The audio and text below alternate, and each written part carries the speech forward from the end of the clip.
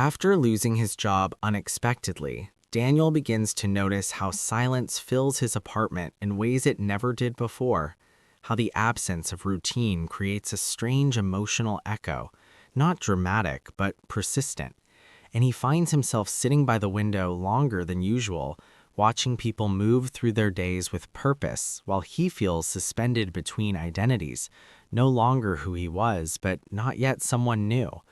And this in-between state unsettles him more than failure ever could, because it forces him to confront a question he has avoided for years. Who am I when nothing is expected of me? And as days pass without structure, he becomes aware of how much of his self-worth was quietly tied to productivity, to external validation, to being useful in ways that could be measured. And without those metrics, he feels an unfamiliar vulnerability. Not panic, but a subtle erosion of certainty. And this vulnerability opens a space for reflection he never allowed himself before. A space where memories resurface, childhood interests abandoned, creative impulses dismissed as impractical, emotional needs postponed in the name of responsibility. And he realizes that losing his job did not remove his purpose, it removed the distraction that kept him from examining it. And as he sits with this discomfort, he begins to sense that identity is not a fixed role or title, but a relationship with oneself that requires attention, honesty, and patience. And this realization does not offer immediate clarity or optimism. It offers something quieter, a permission to exist without performance, to be uncertain without shame, to explore desires without justification. And in that quiet internal shift, Daniel understands that sometimes what feels like an ending is simply the moment when the noise stops long enough for your real questions to finally become audible. As the days stretch into weeks, Daniel becomes increasingly aware of how time feels different without deadlines, how mornings arrive without urgency and evenings fade without exhaustion. And this new rhythm feels both liberating and unsettling, because it removes the familiar pressure that once structured his thoughts, leaving him alone with himself in ways he has never experienced. And he notices how easily his mind drifts towards self-judgment, replaying past decisions, missed opportunities, moments where he chose safety over authenticity. And this internal dialogue grows louder in the absence of external validation, forcing him to confront emotional patterns he previously ignored. The fear of being replaceable, the need to be needed, the discomfort of not knowing what he truly wants. And as he sits with these reflections, he begins to realize that much of his anxiety is not about losing stability, but about losing a version of himself that felt predictable, defined, and socially legible. And without that identity, he feels exposed, as if he is standing in emotional territory without clear boundaries. And yet within this exposure, he senses a subtle opportunity, the chance to redefine success not as constant motion, but as internal alignment, not as external achievement, but as emotional coherence. And this shift does not erase his uncertainty, it transforms it, allowing doubt to exist without immediate resolution. And in that acceptance, Daniel feels a quiet but significant change, a recognition that being lost is not the absence of direction, but the beginning of honest self-observation, a space where new forms of meaning can emerge if he remains present long enough to notice them. Daniel starts to notice small details in his environment that once escaped his attention. The way sunlight shifts across the walls, the subtle sounds of the city filtering through open windows, the rhythm of his own breathing when he allows himself to slow down. And these observations create a quiet sense of grounding, reminding him that his existence does not depend on constant output or external affirmation. And he reflects on how much of his adult life has been spent in anticipation of the next milestone, the next promotion, the next moment that would finally make him feel secure, without realizing that this perpetual anticipation prevented him from inhabiting the present, from experiencing life as it unfolds, rather than as it is planned. And this realization brings a gentle sadness, not regret, but recognition, the understanding that he has often postponed his own presence in his own life. And as he sits with this awareness, he begins to feel a subtle compassion toward himself, a softening of internal criticism, because he can now see that his drive was not rooted in ambition alone, but in a desire to feel valued, to feel stable, to feel worthy of rest.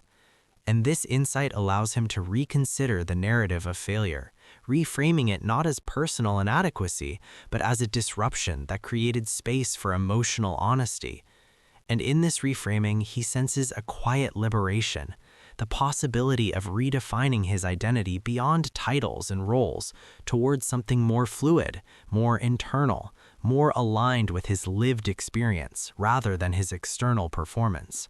As Daniel continues to inhabit the slower rhythm, he becomes aware of how uncomfortable stillness initially felt, how silence once triggered anxiety rather than calm because it removed the distractions that kept his deeper questions at bay.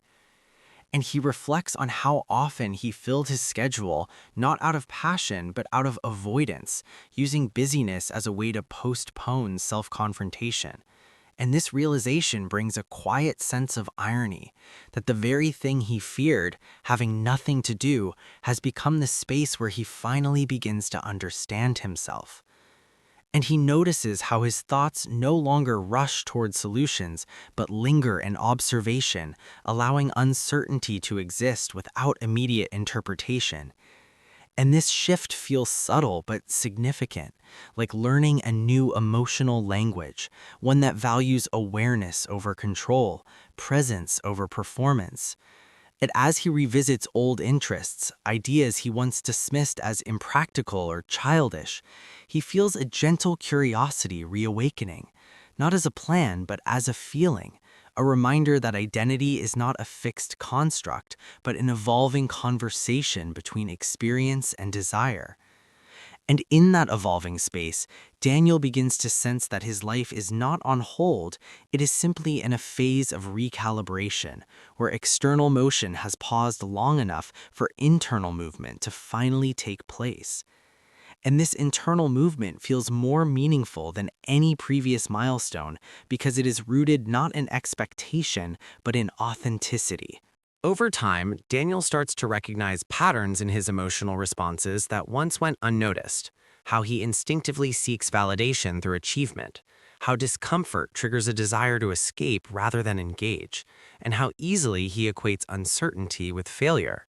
And this awareness does not arrive as a sudden revelation, but as a gradual unfolding, a series of quiet observations that accumulate into a deeper understanding of his internal landscape.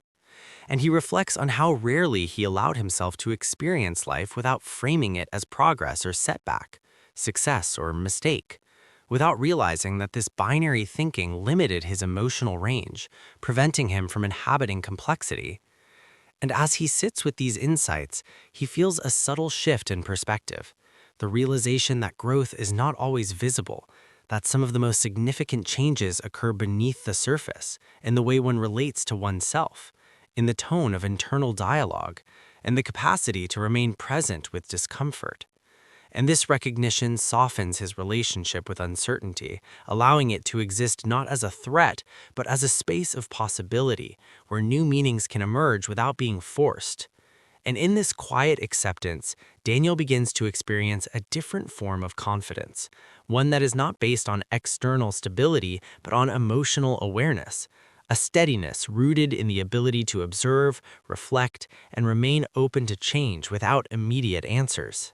As weeks pass, Daniel begins to experience a deeper emotional shift, one that goes beyond simple reflection and enters the territory of redefinition, because he notices that his thoughts are no longer centered on returning to what was, but on understanding what truly matters to him independent of external structure. And this awareness feels both unsettling and strangely liberating, since it removes the illusion that identity can be permanently secured through roles or routines, and instead reveals it as something fluid, shaped continuously by attention, choice, and internal honesty. And he reflects on how often he postponed listening to himself, how many times he silenced intuitive impulses in favor of logical decisions that seemed safer, more respectable, more aligned with expectations. And now, in the absence of those expectations, he feels a quiet emotional openness, a permission to explore feelings without immediately translating them into action, to sit with desires without needing to justify them. And this internal spaciousness allows memories to resurface not as regrets, but as information, signals pointing toward parts of himself that were never fully integrated, creative tendencies, emotional needs, sensitivities that once felt incompatible with his image of success. And as he reconnects with these layers, he realizes that losing stability did not make him weaker. It exposed the rigidity of the identity he had built, an identity designed more for survival than for authenticity.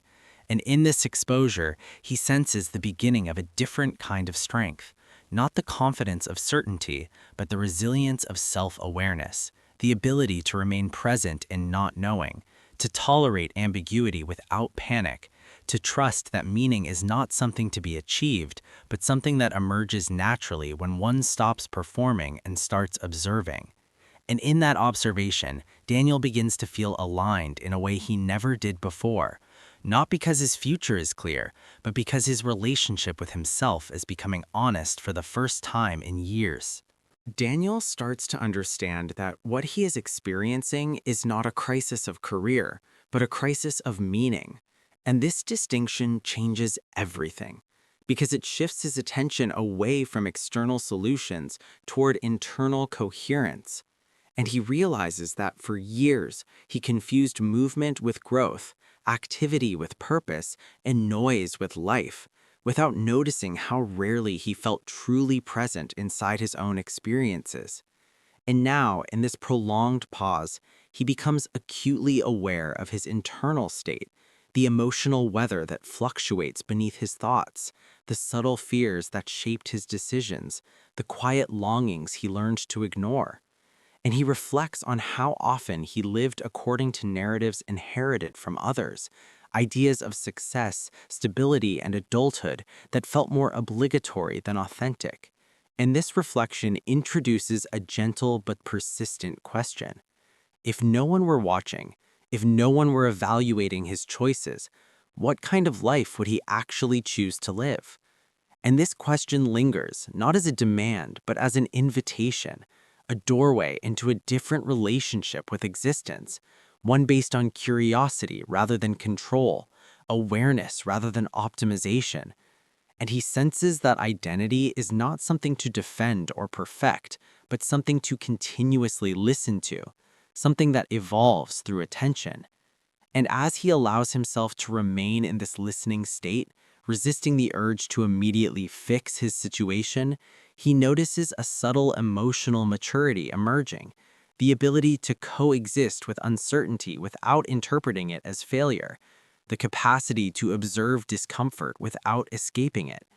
And in this capacity, Daniel experiences a new form of freedom, not the freedom of limitless options, but the freedom of internal alignment, of no longer betraying himself for the sake of external coherence.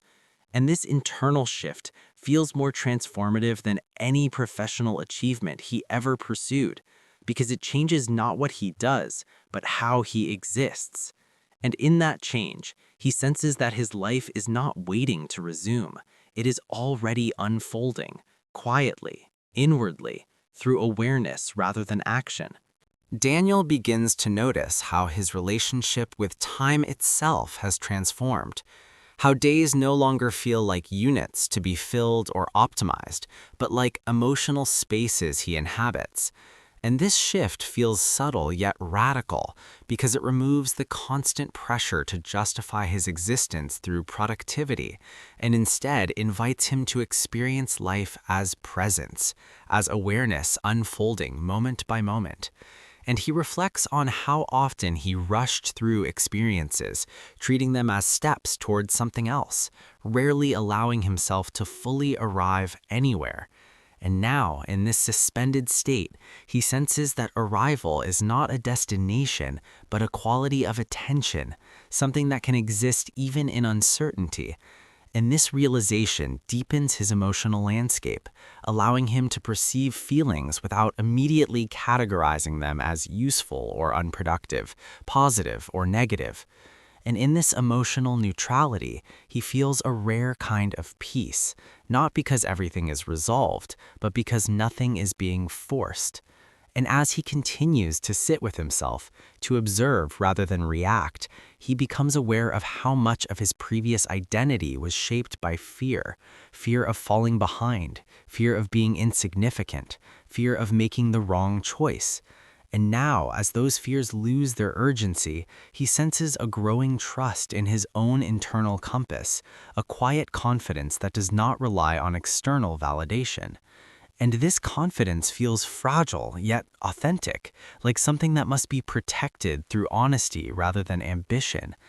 And in this protective awareness, Daniel realizes that the most important transformation he is undergoing is invisible. It cannot be posted, measured, or proven. It exists only in the way he now relates to himself, more gently, more truthfully. And in that gentleness, he begins to feel that whatever comes next will emerge not from panic or pressure, but from clarity that grows naturally when one stops running and starts listening. And slowly, almost without noticing the exact moment it happens, Daniel understands that this period of loss, stillness, and uncertainty was never a detour in his life. It was the point where his life finally became honest. Because for the first time, he is no longer trying to become someone in order to deserve existence. He is simply existing and allowing meaning to arise from attention rather than performance. And this realization settles inside him not as excitement or relief, but as a quiet internal alignment, the feeling of no longer being in conflict with himself. And he accepts that his future does not need to be clear in order to be valid, that purpose does not arrive as a dramatic revelation, but as a gradual intimacy with one's own experience.